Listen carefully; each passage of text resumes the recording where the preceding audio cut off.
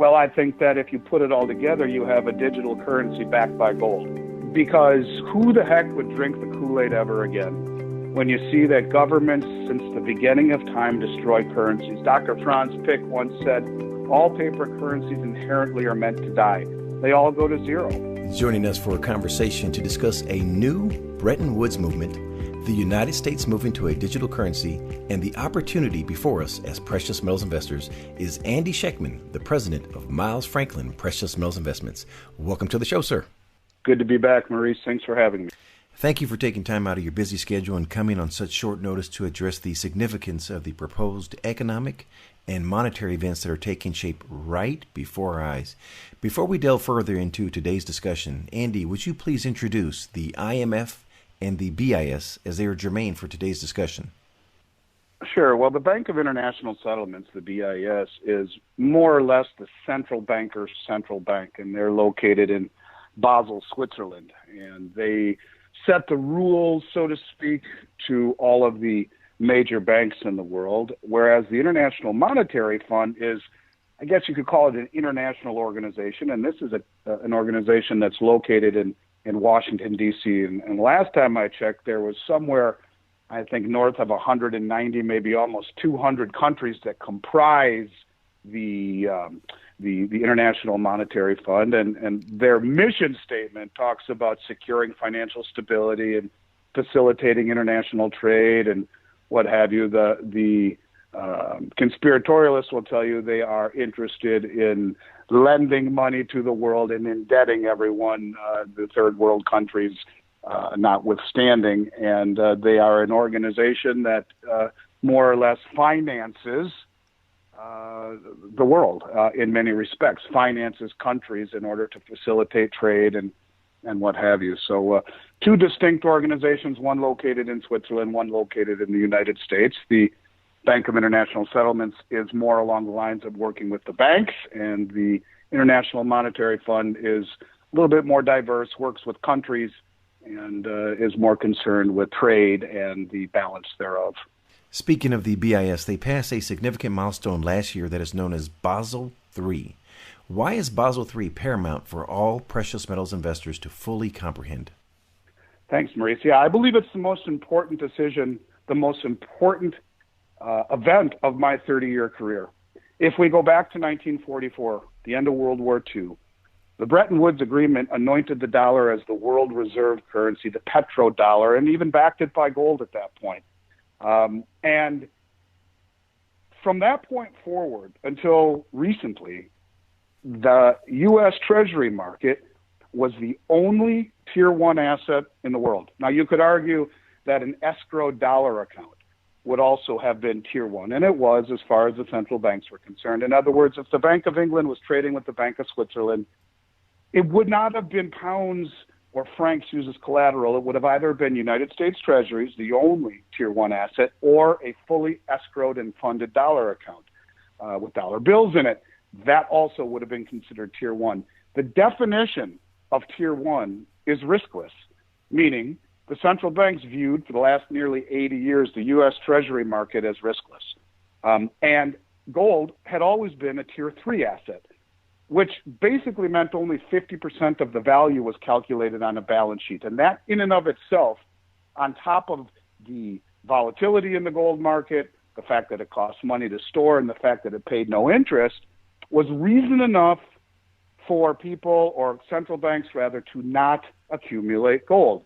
In fact, it incentivized the central banks to send all of their gold to New York City, to Fort Knox, or to New York City, the Federal Reserve, where we would keep it for them on account and pay them money for it. Of course, the dollar bills that they would take back at that time were fully backed by gold, so it was a good deal for them because they could take those dollar bills and then they could buy treasuries with it. And the treasuries would pay interest, which were a Tier 1 asset, and all of it could be redeemed for gold at any point. So the central banks of the world gave us their gold, and we held it until, of course, 1971 when Nixon closed the gold window, but I digress. The bottom line is simply this. Since 1944, Maurice, there's only been one tier one asset, U.S. Treasuries. In 2017, at the end of it, if we would have looked at a recap of that year, we would have said that central banks were net sellers of gold and had been really all the way up to 2017, if I were going to make a generalization. In 2018, nothing had been announced yet, and the central banks as a group bought more gold together than they did in the 60 years combined previously. In 2019, that trend was up over 90% and continues today in 2020. In April of 2019, the Bank of International Settlements had the Basel III decision to reclassify gold as the world's only other tier one asset. Now, the central banks were voraciously accumulating it, as I mentioned, almost a year and a half before this decision. They were front-running it, and they continue to do so today. And again, if you look at what the definition is of a tier one asset, it's riskless. So you have the most influential traders on the globe telling you that gold is a riskless asset, and they've been accumulating it for the last 2 years. To me, that is the most significant event in my career, because if you think about it, institutions like the Bank of International Settlements, who have followed a set of guidelines for nearly 80 years, do not make decisions like that in a vacuum. I think it tells us where the long game is, or what the long game is for gold and how gold fits into it. To me, it is without question the most important decision of my 30-year career. Basel III incentivized the world central banks to procure gold. Now let's bring in the IMF into the discussion, as it's proposing a new Bretton Woods movement. And you alluded to Bretton Woods. Let's just go back to 1944 and introduce us to the original Bretton Woods, and then let's segue that into the new Bretton Woods movement. Well, so the original Bretton Woods Agreement was a meeting of I don't know how many countries were involved. I suppose it was all the allies involved in World War II, and they agreed to the dollar being the world reserve currency and the petrodollar, and classified treasuries as the tier one asset. And really, it was a good deal for the world. They would give us their gold and take our dollars and buy treasuries with it. They could then earn interest for their gold, and the dollars that they would get back were redeemable for that gold at any time. It was a really good deal for the United States and for the rest of the world. That financing of, if you will, of our treasury market helped us grow our country and our economy. And the rest of the world knew that the dollars that they had from us were as good as gold and redeemable in gold. And the fact that gold paid no interest and cost money to store alleviated two of the biggest problems they had with their gold. Now, in fact, they would earn interest for it and have it stored for them courtesy of the U.S. government.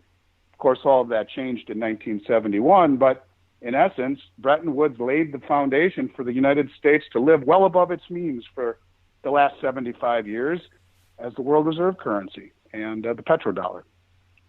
What is the IMF referring to when it announced a new Bretton Woods movement? Well, they were somewhat cryptic about it. It was just announced. In watching the release, I watched it from the actual IMF release on their website, which you can find it if you go to their website. It's front and center. I guess what I look at, Maurice, is all the pieces of the puzzle that fit into place. You have the reclassification of gold as the only other tier one asset. You have the banks voraciously accumulating the gold and de-dollarizing. You have the governments around the world's reaction to COVID that has more or less blown up the Keynesian experiment, and countries are and currencies are being devalued. These currencies are being devalued so aggressively right now that I think it's time for a new system, is more or less what they're saying. They're saying it's time for a new system of world reserve. Now, they weren't specific, but each little piece that we keep seeing, like the talk of a digital currency, I think is indoctrinating us into a new reality. And that new reality is of a new monetary system that's coming. And when you have the Bank of International Settlements, which is the central banker's central bank, the most influential people in the world, and then a conglomerate of nearly 200 countries who have all used the U.S. dollar as the world reserve currency for the last 80 years, now saying it's time for a new Bretton Woods agreement. They weren't definitive, but I think we can all agree that change is coming. And I think that's really what 2020 has been for so many of us, learning to adapt to a tremendous amount of change. And I think it won't be, the world's monetary system won't be immune from that change. I think it's coming, and that's really what they're saying. They're telling us that a new system is on the horizon. It's interesting, and I'm going to digress here and speak on the politics regarding this. So as I'm watching the presidential debates, I'm just shaking my head as the moderators are not asking any questions regarding this subject matter. And it involves every single living person, not just the United States. And it's a conversation, let alone you don't hear any reference to the Constitution made either. But this is not being discussed on the world's biggest platform. And I'm just shaking my head here. I can't fathom how this is not being discussed. Now, we're talking monetary system and currency, you referenced to it. Let's now switch to the Federal Reserve. They're proposing a new digital currency. So one of the things that people in this industry like to talk about is the inflationary effects of what the Federal Reserve is doing, that they are creating hyperinflation. And on one hand, I understand where that comes from. The Fed has created, $9 trillion worth of wealth in the last year, starting with the repo market crisis of last September. It took this country 300 years to create 800 billion, and the Federal Reserve has created 9 trillion in a year. The Federal Reserve, when they go and they buy bonds, they call it quantitative easing. Many people believe that that is hyperinflationary, when in reality it's actually deflationary. I'll try to be as brief and succinct as I can on a complicated issue. When the central bank, the Federal Reserve, has, first of all, they have two ways of making policy. One is that they can buy assets. That's why you're seeing, many people believe, through unison with BlackRock and the Treasury, they're buying up assets. And those assets go on the balance sheet. They can buy assets on their balance sheet, and they can also deal with the federal funds rate. They can lower interest rates. And so what they can't do is create inflation. When the central bank buys bonds from the commercial banks, the Treasury bonds, the money that is paid for those bonds does not go to the commercial bank's balance sheet. It goes to a reserve account at a member Federal Reserve Bank in that bank's name. The only way the bank can access that money is through lending. So now the banks have all of this money on reserve that can only be utilized for lending. Money creation centers around lending and borrowing. And spending, of course. But if no one is borrowing and no one is lending, the velocity grinds to a halt. Now, you go back to September and you see the commercial banks were all reeling from the repo market crisis. And you look at what's happened since, you have an economy that's been decimated by COVID. And many businesses that are hanging on by a thread will be gone by year's end. So you have banks that have lent money to so many of these companies and corporations that are now dead, dying, or almost gone, which is making a tenuous balance sheet even worse, a fragile balance sheet even worse. So the banks are not lending. And when the Federal Reserve buys the bonds out of the system, it actually contracts. It's actually pulling liquidity out of the system. Under normal times, the banks would be lending. People would be buying. If you look at the velocity of money, it's the lowest it's been maybe ever in a very, very, very long time. Lots of people trying to take out refinance mortgages or loans or buy mortgages or buy homes with a mortgage rather. a lot of these applications are being turned down, and most of them. The banks have no interest in expanding their balance sheet. So what that basically means to you and to I is that we're not witnessing inflation yet. The only people that are taking these loans are the hedge funds, let's say, who have a beautiful balance sheet that can borrow the money at next to nothing and then put it into the stock market along with the Fed, buying inflated assets that will continue to go higher, because that is what one of the barometers of the health of the country is measured in asset prices. People feel rich. The Fed certainly does not want to let asset prices tank. That is one of their primary objectives, is to keep asset prices up high, make people feel rich. But it's a problem if the banks aren't lending. And so what you have is the rich getting richer and the poor getting poorer. It's a K-shaped recovery you'll hear very often, where the upper 45% or 50% are going up and getting wealthier, and the bottom 50 or 55% are getting crushed. And that's exactly what is happening. So the Federal Reserve is trying to make a workaround. Remember, they can buy the bonds, pay for it in money held in a reserve account in the bank's name. The other banks that are selling the bonds to the Fed, those banks need to lend the money into existence. If the banks aren't cooperating and refuse to lend, no inflation. That's where the Fed comes in and says, how about we give everyone a Fed wallet and we do a workaround, a flow-through, a pass-through, go right around the commercial banks that aren't cooperating with our lending programs, and we will deposit money right up to modern monetary theory, right into everyone's account. Even if they're not working, we'll give them money right into their Fed wallet. Now, if they really wanted to make inflation, create inflation, they would put a time period on that money. They could say, we're going to give everyone $5,000 of new digital Fed coin, but you have to spend it within 60 days or it disappears. And now everyone would run out and spend it. The bottom line is simply this.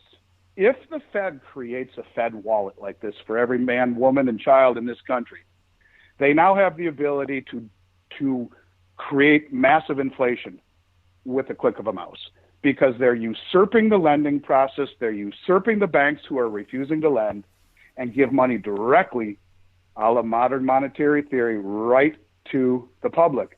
And what that would do is ignite, many people believe, the fuse of hyperinflation, because what we're facing right now is hyperdeflation. Assets are deflating, and assets are defaulting, and businesses are going under, and people are saving instead of spending. No one is going out and spending frivolously any longer. They are buttoning down the hatches and paying off debt, and that is exactly contrary to the playbook that the Fed wants. So they talk about a wallet that will enable them to go right to the public, which could very well quickly ignite massive inflation. Oh, this is a great conversation. I gotta tell you, I'm just mesmerized by, you look at the pernicious acts of the Federal Reserve. You would think they'd want the best for our nation, but when you really look at it, no, because it's causing devastation and it's going to cause so much turmoil for families. And then they never take the blame. There's always a scapegoat known as, the speculators, the precious metals investors. But in reality, we're making the prudent moves and decisions that anyone should make. You should save a portion of what you make. And they don't want that. You're exactly correct. They want you to spend, and they don't like our actions. So let's recap here. We have Basel III, a new Bretton Woods Movement, and a new digital currency being proposed. What does that suggest to precious metals investors? Well, I think that if you put it all together, you have a digital currency backed by gold. Because who the heck would drink the Kool-Aid ever again when you see that governments since the beginning of time destroy currencies? Dr. Franz Pick once said, all paper currencies inherently are meant to die. They all go to zero. They all go to worthless because the governments that control them destroy them. And if you do not have a peg, a tether to some form of a governor, if you will, to govern how much spending and money creation is created, then the currencies will always die, and no one would ever drink that ever again. So I think if I had to guess, if I were put on the spot, I would say this, that they will back a new currency, and I think this is going to come first, if not first, very close. I think you'll see this coming out of China, by the way. I think the BRICS nations are going to be a step ahead of us, and they're going to try to do the exact same thing. In fact, I believe China just launched their first digital currency last week. I think it's the opening shot across the bow. And when these countries peg it to gold, whichever one does it first, it'll be the beginning of the end of the United States dollar as we know it. And I think that what they will do is it will not be convertible, meaning you can't go into the bank and trade a dollar for a piece of gold. But what you will see, if I had to guess, would be maybe a 10% backing. So every new Fed coin is backed, 10% of it is backed, maybe 15%, backed by gold. And the gold will be immutably guaranteed on a distributed ledger. Now, who's going to house it and who's going to audit it, that's another question altogether. But if I had to guess, that's exactly what they will do. They will issue a gold-backed digital currency with custody of that gold denoted on a distributed ledger. And it will be a digital currency where they will be able to track everything that you do, everything and anything. We'll probably have 6 months to turn in all our currency because, COVID can live on paper currency, they tell us. So everyone will be forced to turn in their currency. Most people will comply happily to help eradicate COVID, of course. And you will have a cashless society with a new currency backed by gold. And I think you'll see something almost identical or very similar coming out of the BRICS nations and China. And I think this is almost here. I think it's coming. It's coming quicker than people think. I started talking about this, Maurice, in March, when right after all hell broke loose in this country, Nancy Pelosi came out with her House Subcommittee Finance bill and called for a digital currency because COVID could live on, supposedly, on paper currency. She called for it. Now, it was voted down, but the minute I saw that, knowing what I already knew about the reclassification of gold, the light went off. Since I started in this industry in 1990, everyone would always talk about a cashless society. I could never see how they would do it, ever. Well, they figured out a way to do it. I'm not saying that COVID was man-made and this was done to reset the system, but I'll tell you one thing. You take a step back and look at this and put your conspiratorial eyeglasses on, and it's pretty hard to not at least have it float through your mind. Because what this has done is blown up all of the Western economies at the same time with no scapegoat. Well, China, I guess you could blame. But you have a situation where now countries will be willing to start over because the economies blew up, the debt is not serviceable, and it wasn't anybody's fault. So let's start over. And I think that's what you're going to see. And I think it will be a digital currency. I think it'll be tied to gold some way. And I think the dollar bills in our wallet will be hanging from a frame in the Smithsonian before too long. I really do believe that. I don't even think we even have to introduce the word conspiracy here. You've laid out the economic generals. They basically have laid out for us, if you do your research, the strategic moves they're going to be making. Basel III was the first move. And so it makes sense for China to continue to add to their position of gold. Then they should be the first one probably to make the move towards a digital currency backed by gold. And now we're reverting back to history. You have the new Bretton Woods Movement, and it almost sounds like a quasi-gold exchange standard if you have a 15% backing, because it was 40% backing. Yes, that's exactly right. I think that's exactly what will happen, and I think that's exactly what they'll do. And 40% doesn't give them enough latitude, does not give them enough latitude. Mm-hmm. But I think that 15% would. You have to be able to create money and be able to still have aspirations of world reserve currency status And if you're tied too closely to gold, either that or you have to raise gold to $25,000 an ounce. And this is where you get people saying that that gold will go to these levels, 10, 15, 20,000. And a guy like Jim Sinclair says it'll never come back down because it will be pegged to a new world reserve currency. Those numbers become realistic when you look at it that way. Quite frankly, I've never been a proponent of picking numbers out of the air, but I think it's coming. I think it is very, very soon, and it is coming, and I think we all need to prepare. We often discuss the ratios as a proven strategy for building wealth. Andy, can you explain the strategy, and what do the numbers suggest to purchase right now? I think silver and platinum are still very undervalued, ridiculously so. But I think there will come a time when we move to gold. And not yet. I mean, I'm still a big advocate of gold, and I don't think that it is wise to bet against gold right now. When you have the most influential traders in the world telling you it is part of a next system, I would be accumulating it, but it does not have anywhere near the same level of value that the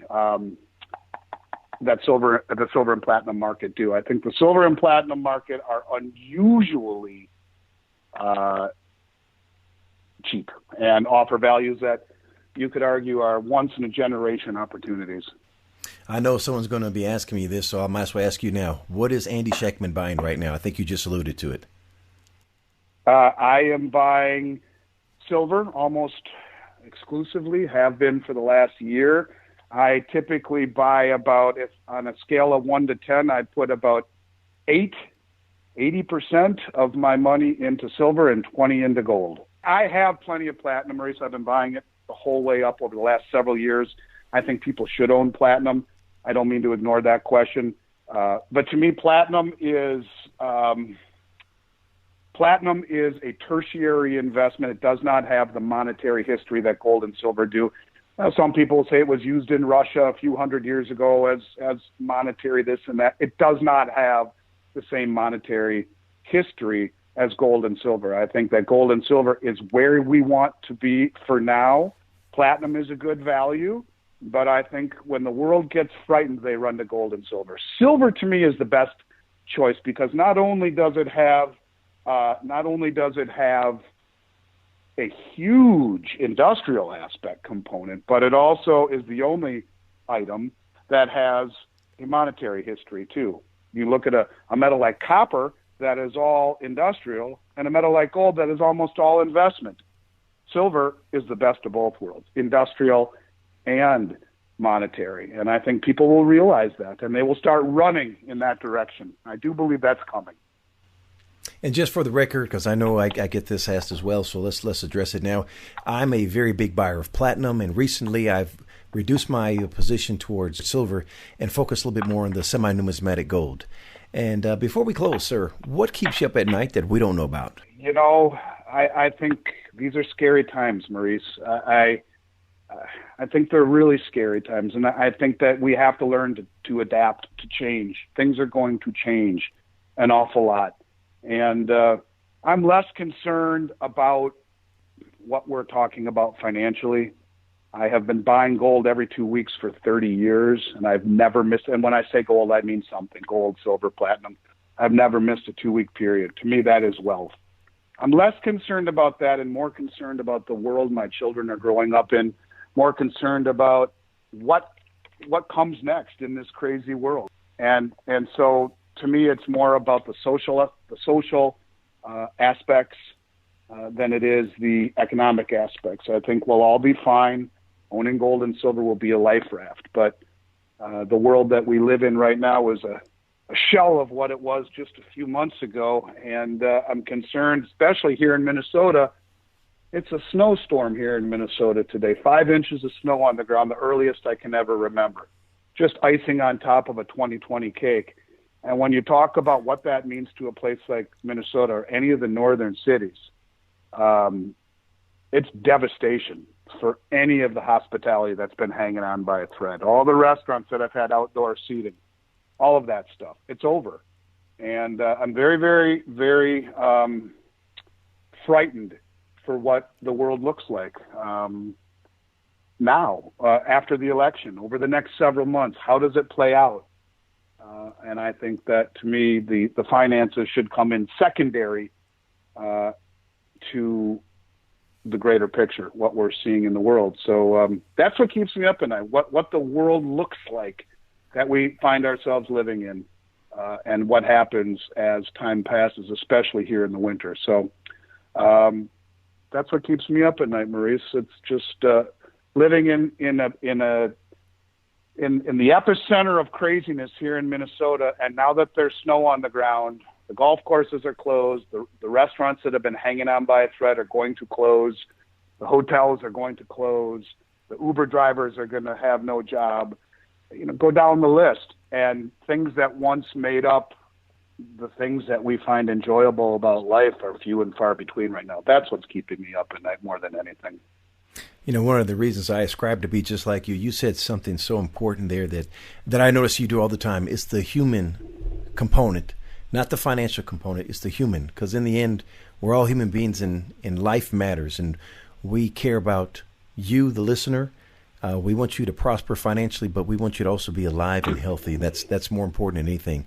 Mr. Schectman, before we close, for someone listening and wants to contact you, please share the contact details. I can be reached at 800-255-1129 is my direct dial, or Andy@milesfranklin.com. I relish the opportunity to talk to people.